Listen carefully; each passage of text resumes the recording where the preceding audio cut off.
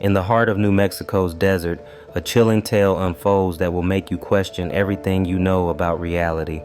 Three friends, Sarah, Jake, and Eric, thought they were just going on another camping trip, but they were about to encounter something ancient and terrifying.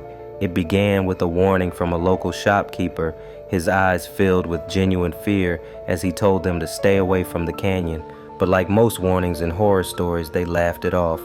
As the sun set on their first day, the howls began. Not ordinary coyote calls, but something more human. Jake was the first to notice something was wrong. While collecting firewood, he locked eyes with a coyote on the ridge. But these weren't animal eyes staring back at him. They were human eyes in an animal's face. That night, Sarah started hearing the whispers, soft at first, like leaves rustling in the wind, but growing clearer, calling her name in voices she knew shouldn't be there. Eric disappeared the next morning.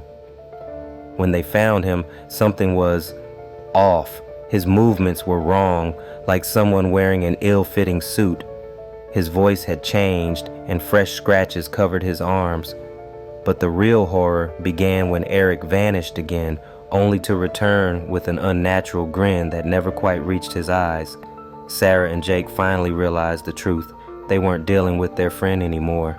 This was a Skinwalker, an ancient shape-shifting entity from Navajo legends.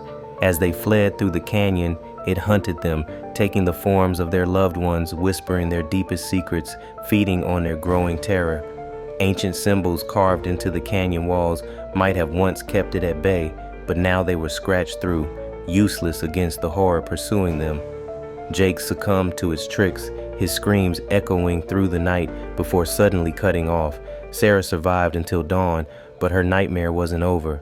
When the search party found her, she thought she was safe, until one of the rescuers leaned in close and whispered in a voice that didn't belong to him, "You'll never escape me." That twisted grin she knew so well spread across his face. Some say Sarah is still out there, running from faces that aren't quite right, from voices that shouldn't exist. And if you ever find yourself in the New Mexico desert, remember, that person approaching you might not be who they appear to be.